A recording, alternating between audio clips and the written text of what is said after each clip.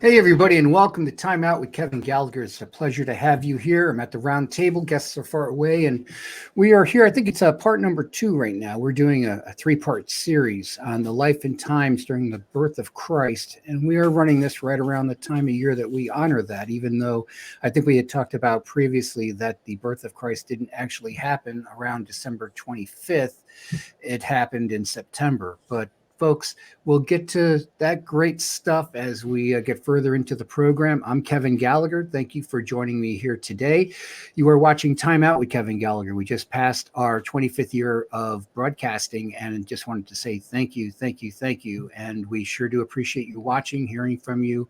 And folks, we broadcast live this way, usually on a Wednesday night around 6 o'clock. It's 6:30, but what happens is you can watch the shows live if you do that, and you know where to look, and that's to go to the Truth Be Told Radio Network's either the Facebook page, the YouTube page, or the Twitch page, and you can watch the shows live there and even interact with us through the chat. So otherwise, you can watch us anytime on YouTube, watch us anytime there. You can also hear the shows live, well, not live, but you can hear the shows as they go out on the Truth Be Told Radio Network, 9 p.m. on a Friday night Eastern time. So with that, I have Tim Kynes. I also have Michael Parker with us here.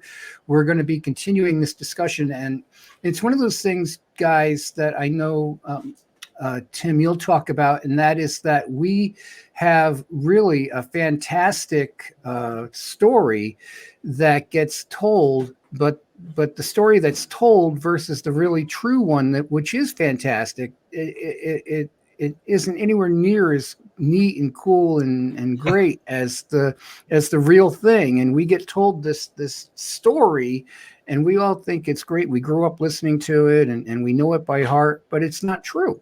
There's very little facts in it. So, and then when we look at the birth of Christ, we look at this time period, which from studying the Bible myself, I just find it to be an absolutely fantastic, fascinating time period because of everything that was going on. Tim, why don't you start off with us here and to tell us briefly about, why do we celebrate the 25th of December, not in September, and then get into, and Michael jump in and get into, what we're going to talk about with the politics of Rome, Herod, etc. Yeah. Well, I'm actually going to piggyback off of something you said there real quick. Sure. Just to set the stage here real briefly. One of you two, probably Michael, remind me, because I'm drawing a blank. Who's the author of Game of Thrones? It's the gentleman who lives in New Mexico with the long hair, very heavy-set character. I cannot think of his name right off the bat. I'm mixing him up with Tolkien. Well, he's a big man. Honey, right. Who was the author of Game of Thrones?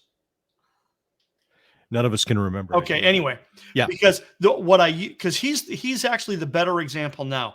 When I first started teaching God Save the King, I used to say, God Save the King will make Tom Clancy blush.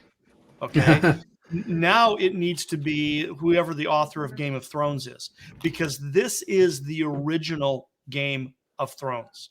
It really is. That this is much more of a political thriller than we ever realized. And the implications are not only local in and around Bethlehem and Jerusalem, but also international, including Egypt and the Parthian Empire and the Roman Empire. This really, truly is an epic story.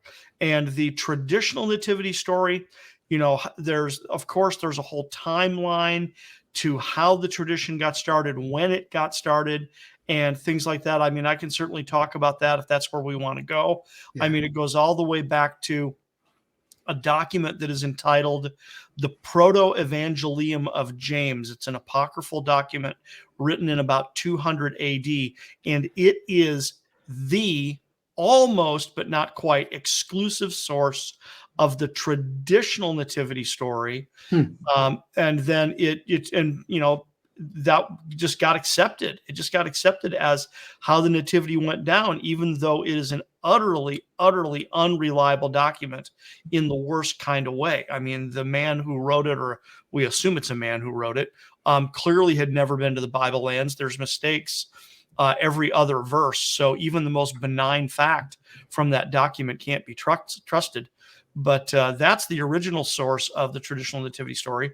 And then if you fast forward about 1,000 years, you get to St. Francis of Assisi. And then, he's the man who essentially invented the living nativity scene. He had the idea. Nativity plays already existed when St. Francis came around, but they were performed by the clergy as part of the Mass. And what he wanted to do was he wanted to make the nativity story much more accessible, right, to the populace, right?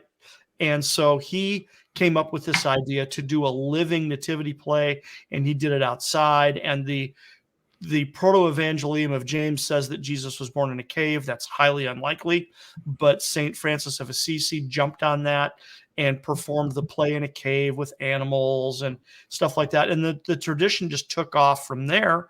And then by the time you got to Europe in like the 17th, 18th centuries, and then in the United States in the 19th century, that's when all the Christmas carols started getting written, and that just entrenched the story even more.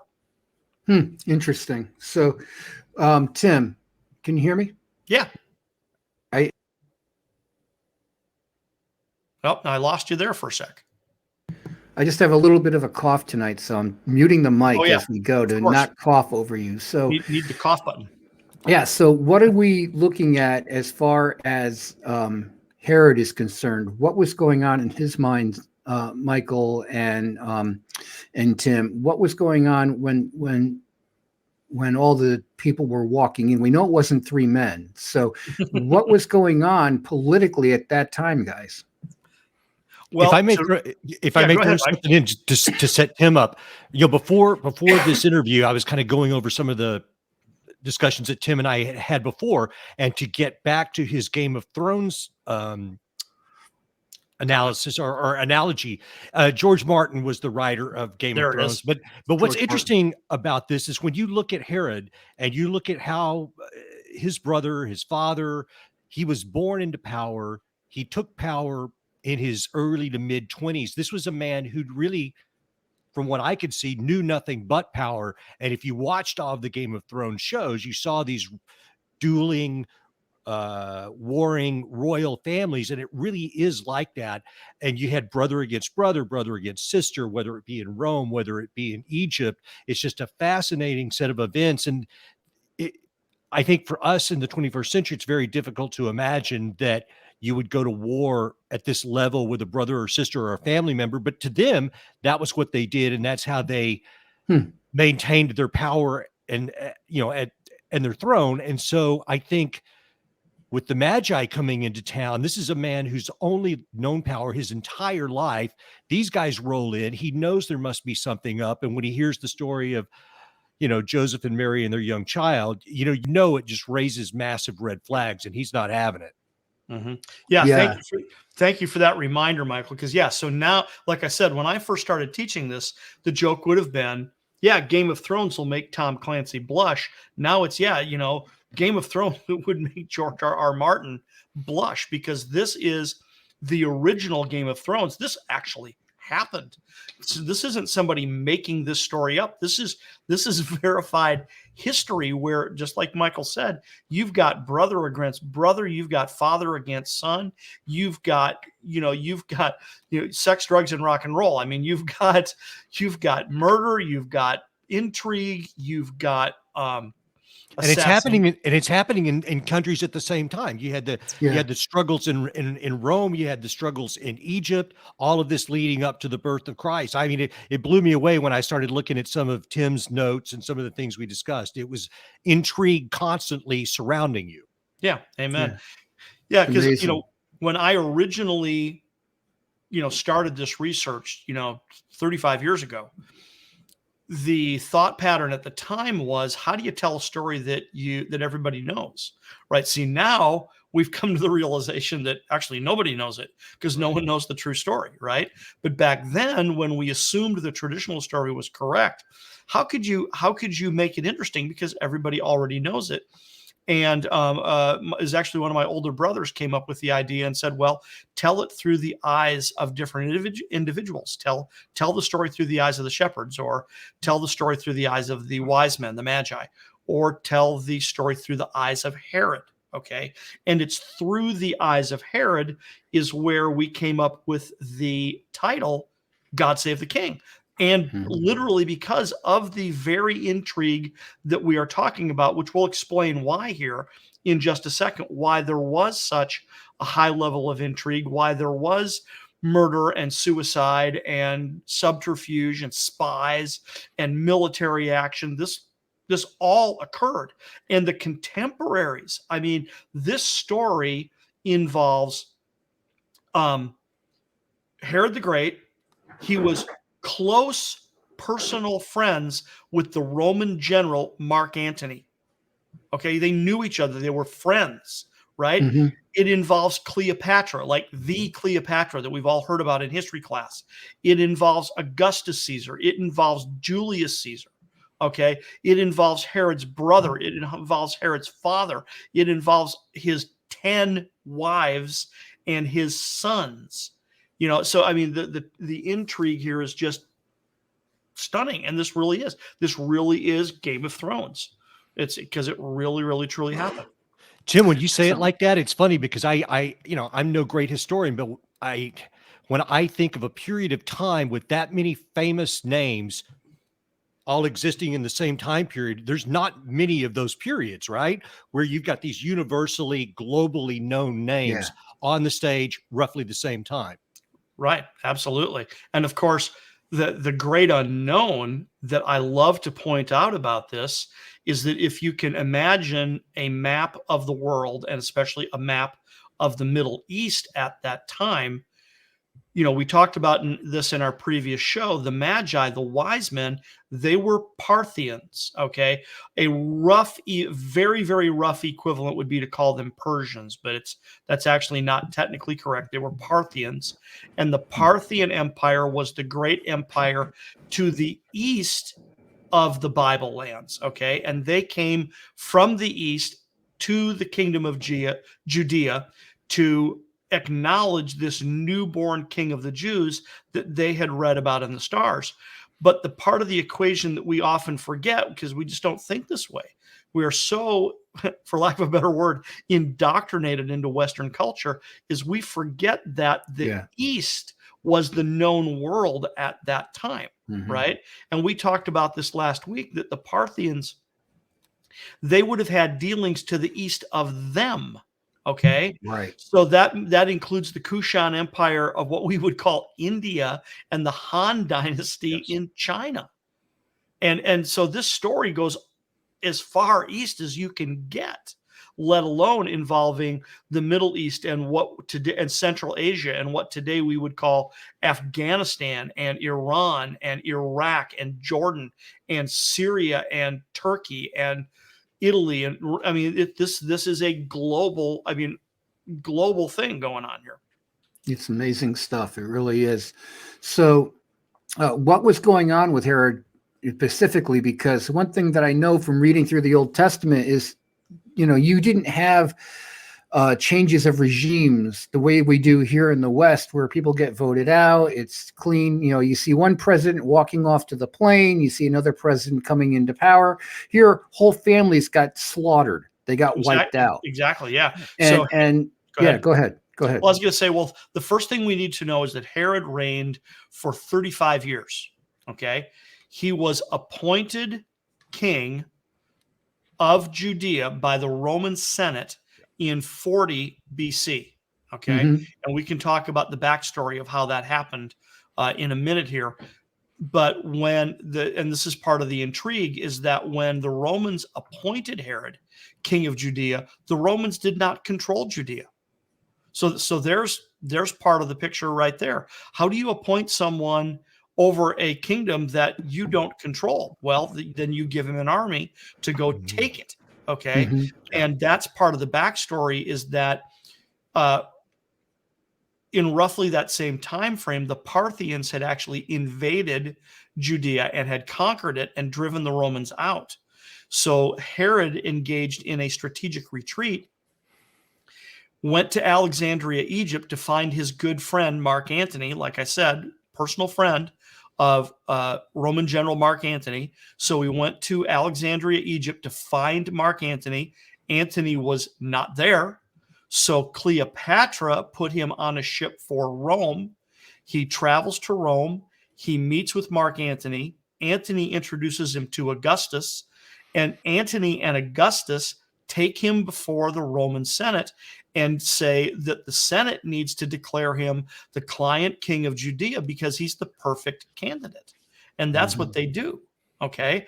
And then they give Herod 11 Roman legions to go retake Judea from the Parthians. Pretty interesting. So when you had the Parthians in there originally, what year are we looking at? How long before all this was that taking place? Okay, so I forget the exact date that the Parthians invaded, but it would have been like 41, 42 BC, Yes. right? Yes, I think it's 40, because they go in with is it Hyrcanus' son, Tim, or? Yeah, we'll cover that in a second, Okay. because it's I think it is 40, because it all happened. Yes. It actually all happened pretty fast, right? Yeah. That you've got, and we'll go back to this in a second. You've actually got a civil war going on in Judea between two Judean princes fighting over the throne. Okay. Hyrcanus II and Aristobulus II. And each one of them allies themselves with a superpower. Hyrcanus allies himself with Rome, and Aristobulus allied himself with Parthia. So Right. Hyrcanus had already been high priest for a little while, which means he's the de facto king, right, of Judea. And Aristobulus, the younger son, right, his little brother, he didn't like this. He wanted to be king. So because he allied himself with the Parthians, he comes in at the front of a Parthian army, okay, drives the Romans out, drives Herod out, and Herod has to engage in this strategic retreat, which lands him again in Alexandria and then in Rome and then before the Senate. And they install him as king of the Jews, and they give him 11 Roman legions to go retake Judea from the Parthians. It takes him 3 years to do it. So he finally ascends the throne in 37 BC. Wow.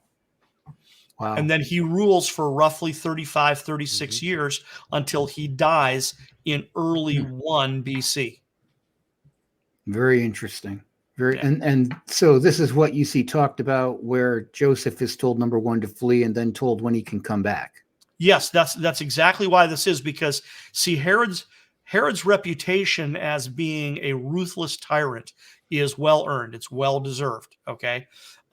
So when the Magi do eventually show up, right, and Herod sends them to Bethlehem and says, when you find the newborn king of the Jews, return here to me so that I know where he is, so that I can go worship him too.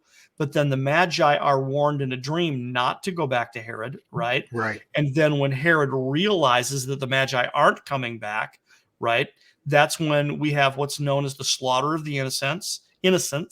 He sends his Black Ops team to Bethlehem, and he kills every male child 2 years and younger in and around Bethlehem. But God warns Joseph in a dream that this is going to happen. So Joseph picks up his small family, Mary, and the young child, not the baby, the young child, Jesus, and beats feet and gets out of Dodge and goes to Egypt temporarily to avoid Herod's pogrom. Wow. That's absolutely amazing, isn't it? It is. It's stunning. And it really is. It is literally Game of Thrones. Yeah. Exactly. Yeah. It's incredible. What do you want to add to this, Michael? Well, Herod, I mean, he was born into this extraordinary situation, but he, from all accounts, was able to handle it. I mean, it seemed like he was pretty much good at everything, and he was a great politician, and he was a good athlete. He was a great I guess, a strategist, militarily wise. But you can imagine a man who comes to power. Now you're talking over decades. He's just hardened. And so by the time we get to this situation where he's trying to figure out who this new king is and dealing with the Magi, you could just imagine a man who is all he knows is power, and that's all he wants to retain. I'm sure that's really all he cares about. Mhm. So he could do some unimaginable things. And maybe he didn't start out as a bad guy, but over time, and I guess he was also a great civil engineer as well. But he wanted to maintain power as long as you can, which we see that is a recurring theme in people that have power. You know, I'm a great believer, though, in judging people according to their times. And the thing is, he had to be the way he was. And I'm not justifying Sure. the error. I'm not justifying Agreed. the evil. But what I am saying is you're living in a time when, it wasn't like overthrowing, like I said earlier, voting out or something. This is where you would get wiped out. Your family would be slaughtered. So there's a lot more paranoia going on than there would be like in our day and time. Mm-hmm. Yeah, for Absolutely. sure. Well, I mean, he killed some family members, didn't he, Tim? Exactly. That's what I was just about to lead into, is the fact that, like I said, so prior to him, the ruling party, for lack of a better word, the ruling party in the kingdom of Judea was a family that we know by a couple of different names. We call them the Maccabees, or we call them the Hasmoneans, right? Got it. And if you do your history, if you back up and get a running start, right? You had the United Kingdom under King David and then Solomon, and then the kingdom separates, and you've got the northern kingdom of Israel and you've got the southern kingdom of Judah. The northern kingdom goes into captivity first, then the southern kingdom gets captured by Babylon, then the Persians conquer the Babylonians, the Greeks conquer the Persians, and then the Greek Empire, because it was so huge, it began to disintegrate, and you had these little provinces and countries declare their independence. Well, that's how, number one, that's how we got the Parthians.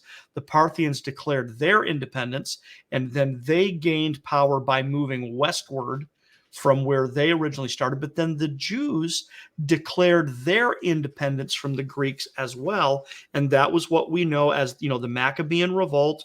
It started in 167 BC under a priest named Mattathias and his son Judah Maccabee, right?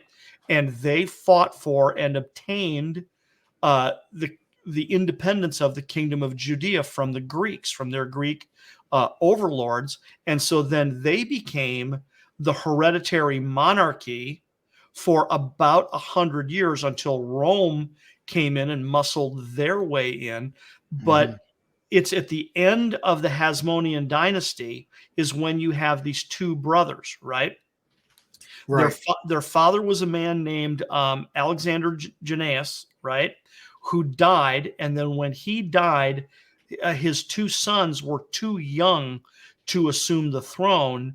So Alexander's wife took the throne. So a lot of people don't know Israel had a queen in the 1st century BC. So the queen was Alexandra Salome, right? Alexander Jannaeus' wife.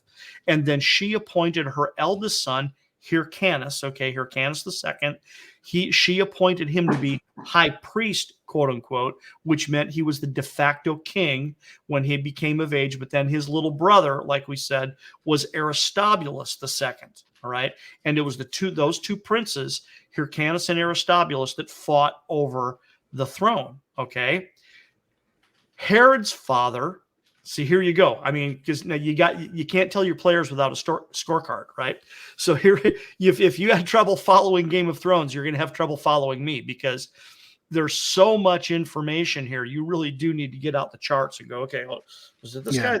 This person hated this person. This person liked this person, and it's crazy, because so Hyrcanus had a court official named Antipater. Okay.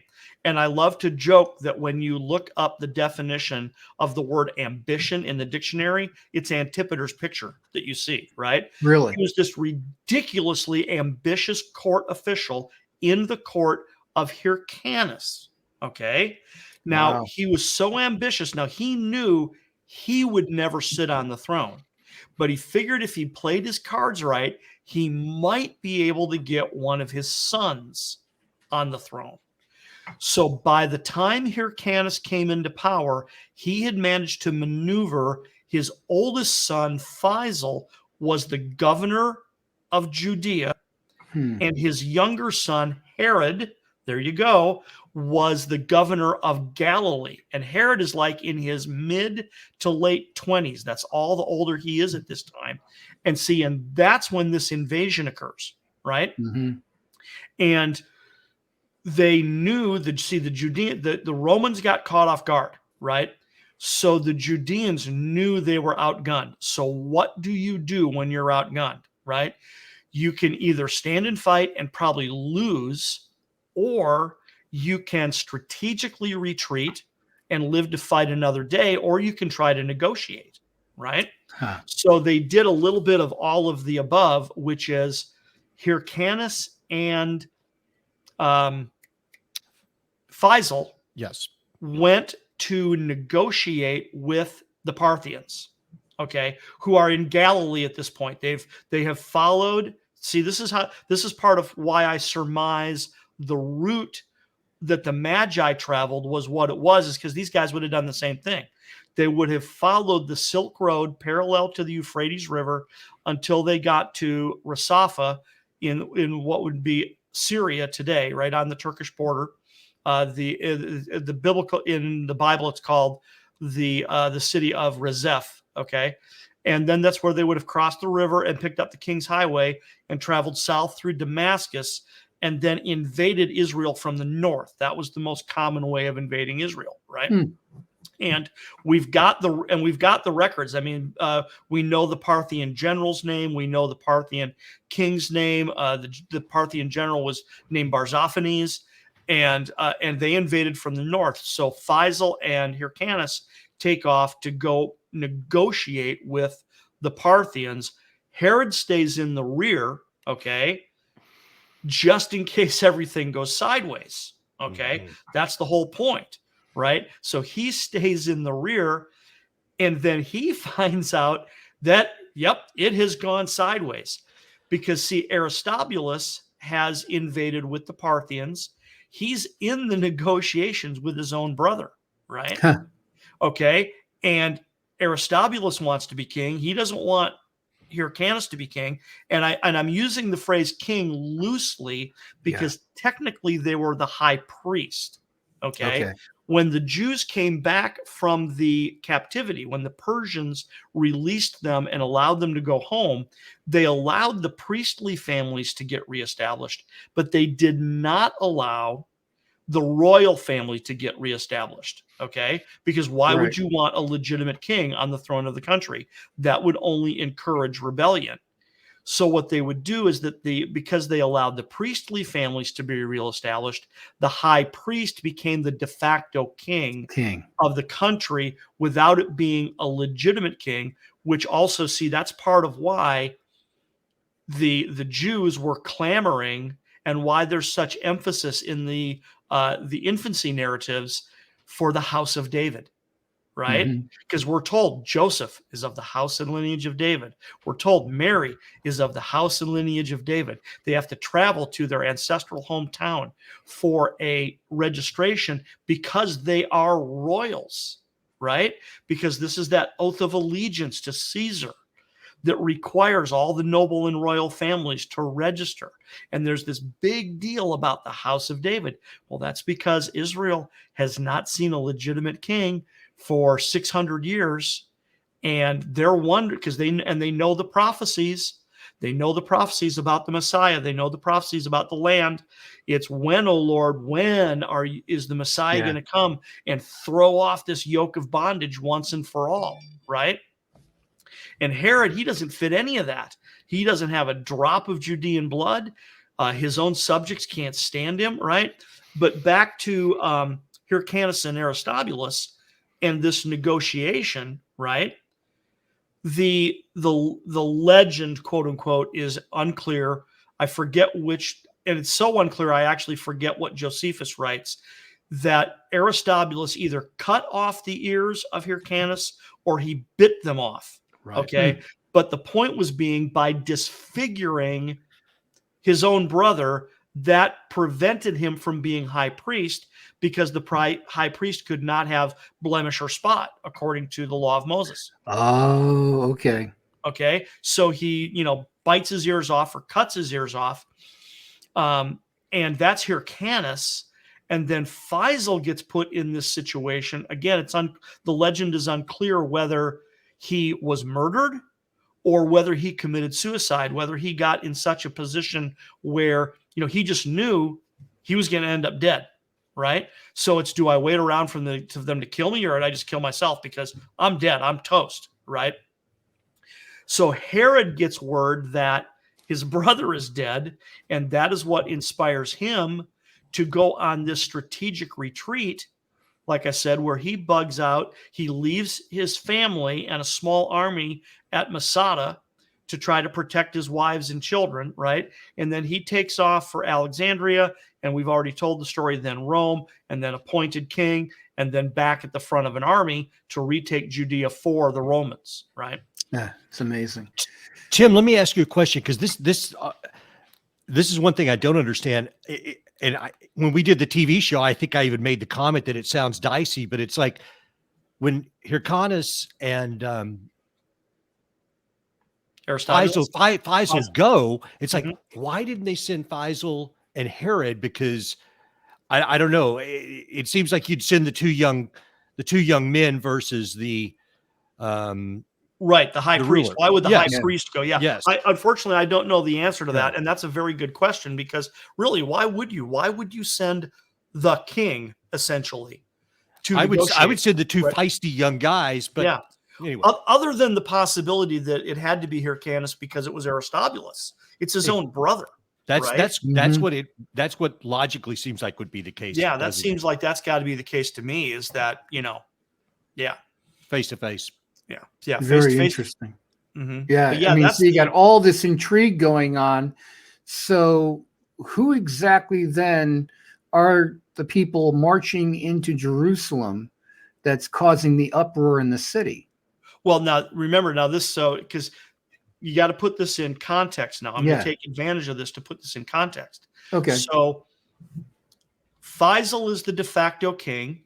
His brother has allied himself with the Parthians. The Parthians invade, full-blown invasion. They take the country. They lay siege to Jerusalem, okay? And they take the country. Herod goes on this strategic retreat, Alexandria, Rome, and then back, retakes the country, right? So another point of this that we need to emphasize is that, Herod has fought the Parthians. Herod, in front of a Roman army, has driven the Parthians out from 40 to 37 BC. It takes him 3 years to cleanse the country of the Parthian invasion to establish his throne. Wow. So, like Michael was saying, this was, and you've said it too, we all agree on this, that politics in this day and time is very different than it is now. It's brutal. Yeah, it's brutal, and your whole family would pay the price, if right. So, and Herod was a little bit on the paranoid side, and Michael was correct. I mean, he was an extraordinarily talented individual, right? A very skilled military leader, very skilled athlete and hunter and things like that. Extraordinarily skilled builder and civil engineer. And yet we are told that all of this pales in comparison, right, to his political skill. Okay. That he was the consummate politician, that you did not want to be the guy negotiating with Herod or trying to pull something over on him, because he'd just make you disappear. It sounds like he would be like a Karl Rove or something, and he's able to see many levels deep into what was going on, like a grandmaster at chess. Sure, exactly. And that's why. So now, here's something else I should point out. So Herod was not a legitimate king. Right. He was not of the right Judean tribe. Or Jewish tribe. He wasn't even Jewish. Yeah.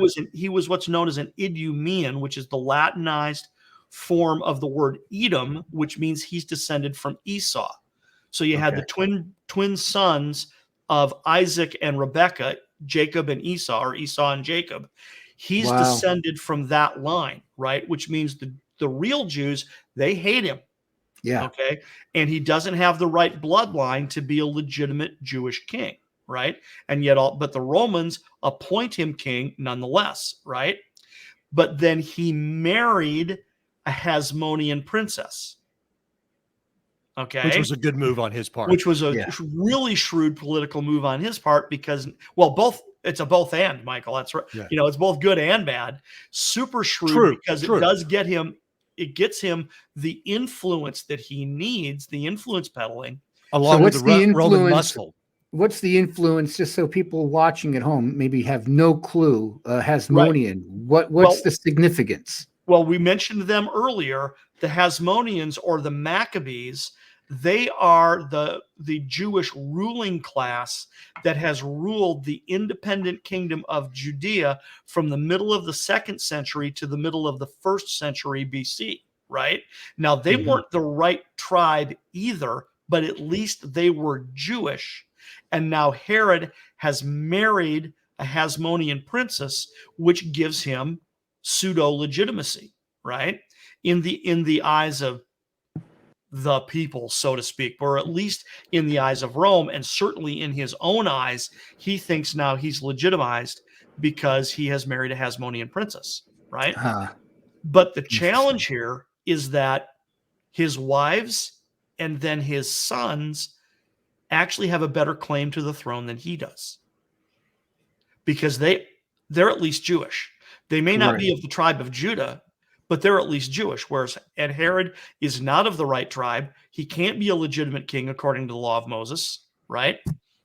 Sorry. But he's been appointed by the Romans, but he's defeated the Parthians, right? Right. So now he spends the next 35 years playing Game of Thrones, defending his throne against any challenger.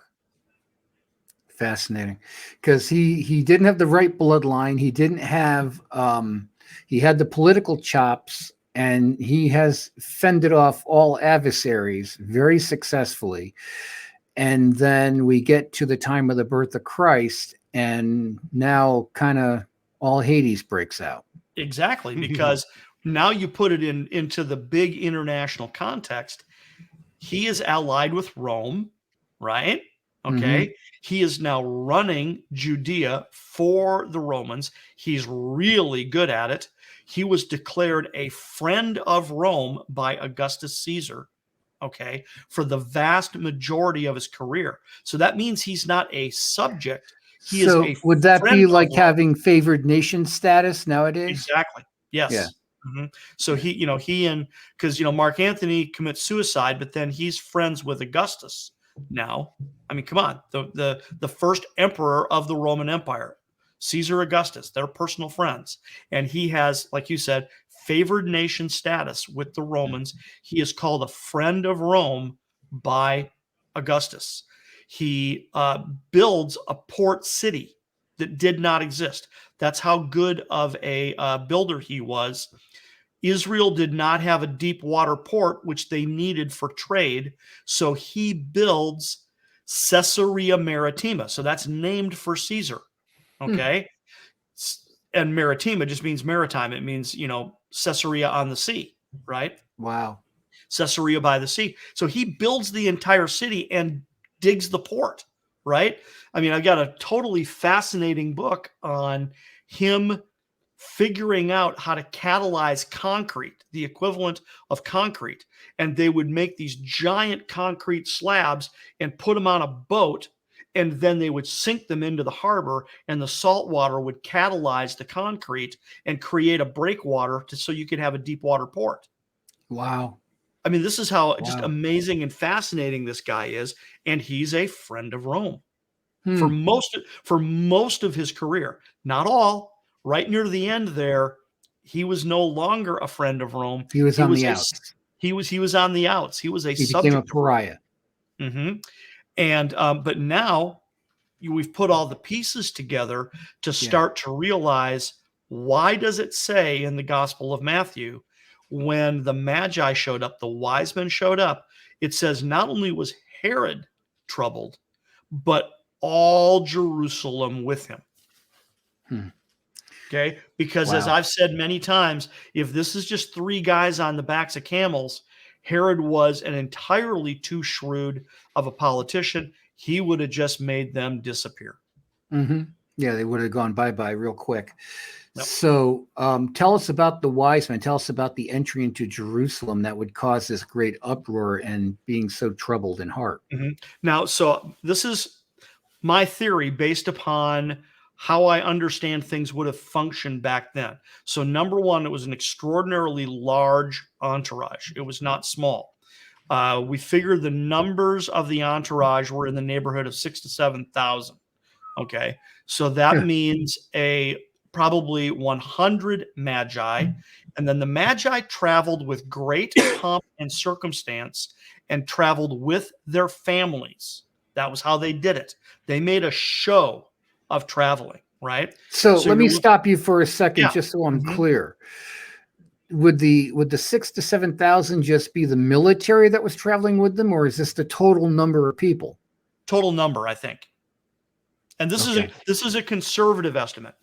But Tim, also, I mean, I'm thinking they would have been seen coming. I mean, Herod clearly has scouts out looking on the roads, and correct. So he knew they were coming for a while, and probably surveilled them and saw, wait a minute, this is a lot of people. They're coming here. This is a big problem. Precisely. That's why he would have been greatly troubled and all Jerusalem with him. So what I figure happened is, so the size of the entourage at a minimum, in my opinion, at a minimum, okay, is 100 magi, their wives, children, and servants, their camels to handle all their baggage, and then a military escort.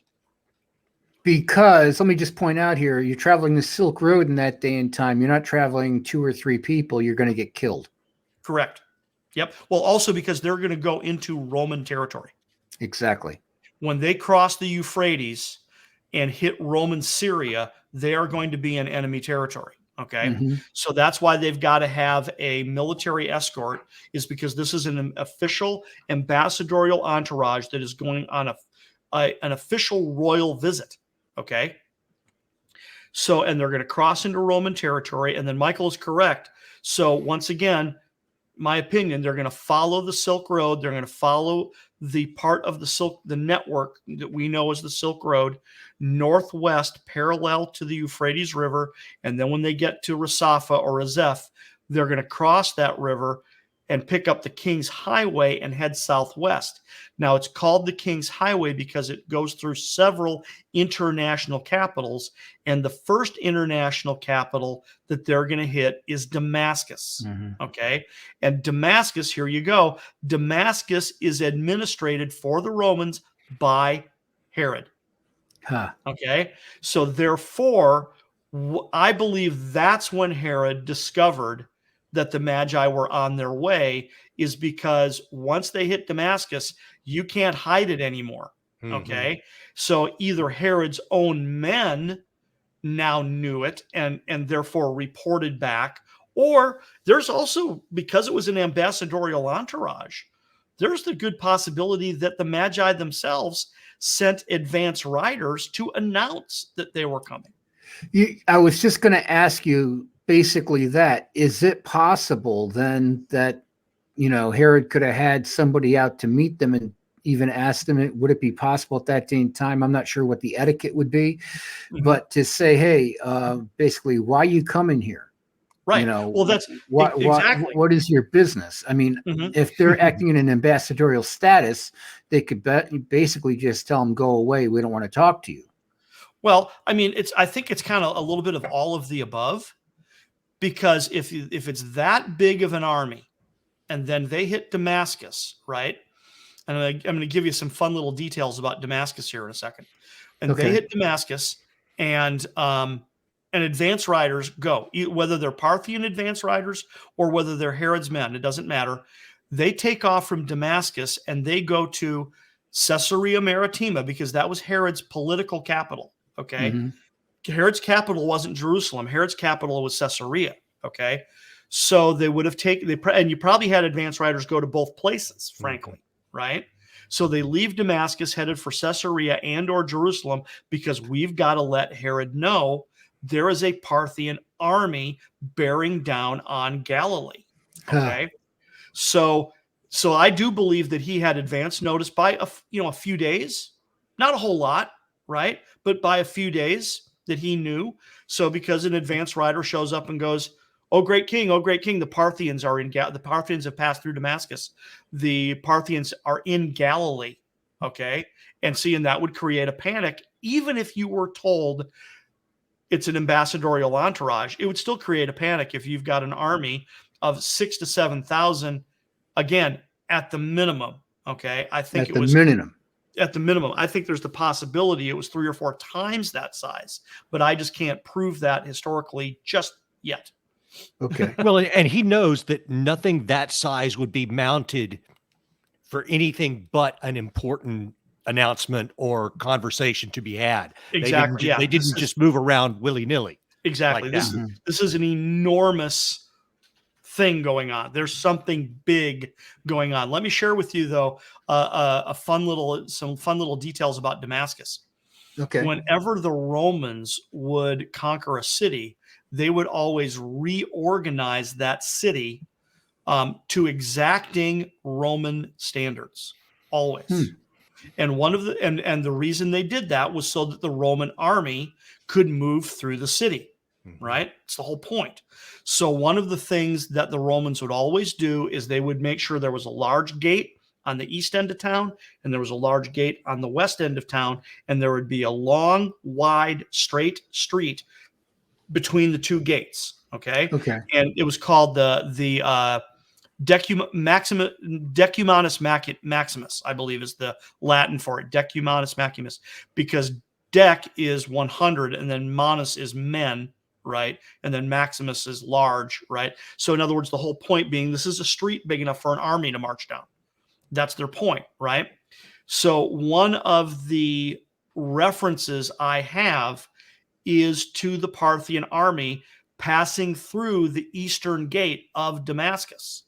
That's part of why we're guesstimating the size of this army, is because the source I have says that it took them from before sunrise until afternoon to pass through the eastern gate of Damascus.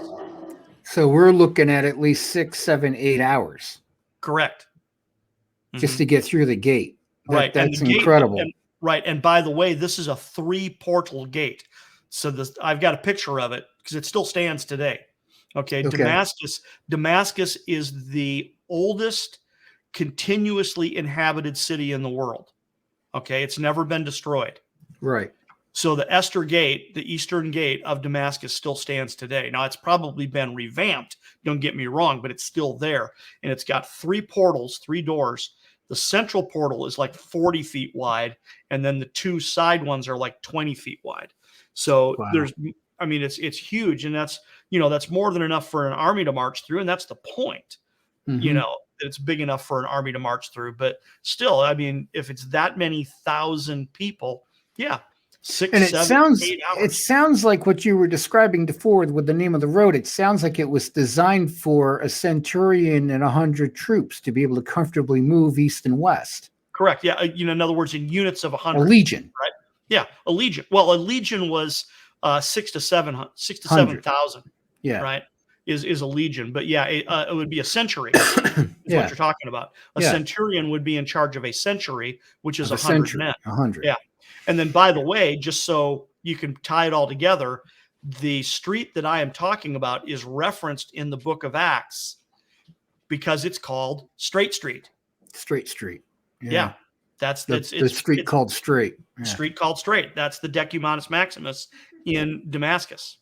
Yeah. Very interesting. So where do you want to go from here?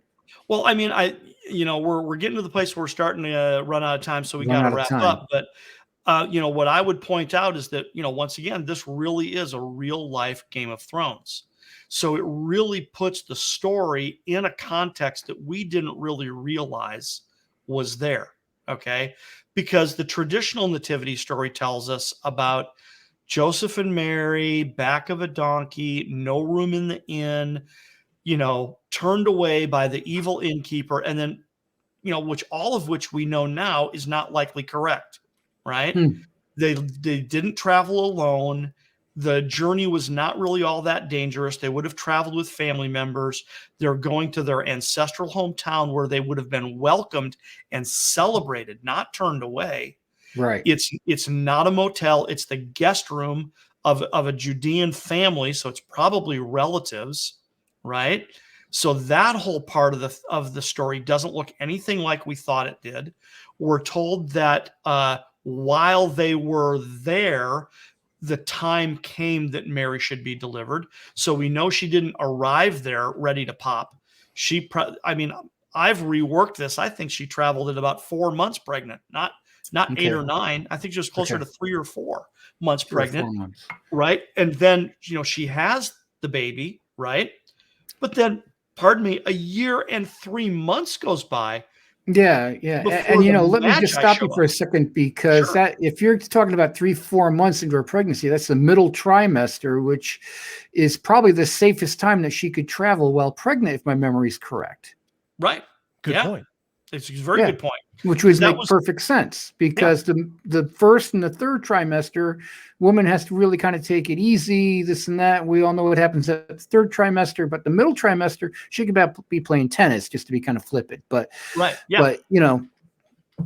Just a That thought. makes complete Yeah. sense, Yeah. because we know the timeline with her visiting Elizabeth and then returning back to Nazareth to complete her marriage to Joseph, Yeah. the nuptials. They were betrothed. They're going to complete the nuptials. And I think I've come to the conclusion now, after years of research, that I think she told Joseph, and that the two of them went, okay, well, we got to get out of here. We can't stay in Nazareth. Because if we stay in Nazareth, someone's going to just do the math, Yeah. right? Yeah.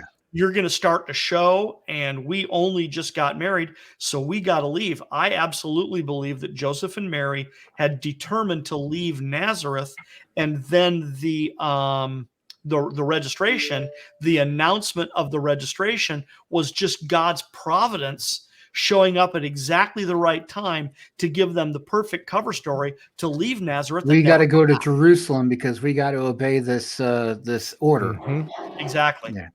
Yep. Very, very interesting. And then of course the Magi show up, and then all this massive international intrigue. So we got just a couple of minutes. How do you think the Magi were received? What would be the process of Herod receiving them into the court? Well, I think what probably would have happened there is that once Herod received word, that he would have sent riders to the Magi to acknowledge this is an ambassadorial visit, and we're going to receive you into our court. How many of you are going to represent your party and then come to my court? Because it's obviously, you're not going to bring the whole army into Jerusalem, right? Right. So but the army is probably, I think they probably went closer than Galilee. I think they probably moved to the northern borders of Jerusalem, right? But even if they remained in Galilee or just south of Galilee, right, Samaria, that would have made sense, because you've got the whole plain of Megiddo there that is a staging area where they could have hung out there, and they're only a day's ride, right, if they wanted to ransack Jerusalem. Yeah, and not to interrupt, but my memory is correct. I mean, you have that whole area of the world at that time had really big misgivings about putting military in cities like that. I mean, we even get a term called crossing the Rubicon. Mm-hmm. Yes, sir. About that. So they were very paranoid about that, keeping the military out in the outside of the city. Yeah, and plus they just would have been too big. So you keep the main army outside. You allow a royal entourage to come into the city, and then they meet with Herod, I believe, with full-blown, diplomatic, pomp and circumstance again. That you're receiving these ambassadors, and then Herod has an official meeting with them, and then Herod calls the religious leaders, and then we're told that Herod has a private meeting with the Magi. See, so that makes a whole lot of more sense now too. That it even appears as if Scripture is telling us, yeah, you had this big official visit, but then once Herod starts to get a feel for what's going on, the politician kicks in and says, "Okay, I got to have a quiet meeting." Yeah, face to face, to get some intelligence, to figure out what I got to do here about this threat to my throne. So guys, the 400-pound gorilla in the room, in my mind, then is this guy Herod thinking, "Okay, I'm coming to be deposed." Yes. Yeah, I think so too. Yeah, he could because the Magi and remember who the Magi are. One of their duties in their realm is they oversee royal succession. They determine who the new king of the realm is. And it can't be good. And that can't be good. Yeah. And there's no mystery about who they are and what they do. Okay. Herod knows who the Magi are. He's dealt with them before. Okay. Because Herod has a foreign policy with the Parthians. That's how you did it. Okay. Even if he's representing Rome, he's still got to have foreign policy with the Parthians, right? Yeah. So they show up and they get to his court and they say, "Where is he who is born king of the Jews?" Born king of the Jews with an army behind him. Because that's now talking birthright that Herod didn't have. Correct. Yeah. So, Michael, final thoughts. I got about 30 seconds or so. I'm going to keep this very quick. I didn't know a lot of this material up until several years ago, and I think we've reached zeitgeist time where now when I'm on the internet, on social media and stuff, I'm seeing more and more people point to the fact that Jesus Christ wasn't born on December 25th and was probably born in early September. It's just, you buy a car and then you see the same car on the freeway. That's what I'm seeing with this story. So I think we're at that point. Yeah, it's an idea, concept, the truth, where the time has come for it to come to fruition. So, guys, I want to thank you very much for joining me here tonight on the program. It's interesting, and we'll be doing another installment very soon and continue this discussion. And we got to talk about this really some more, because I think you guys will agree with me. We've only scratched the very surface. Yes, indeed.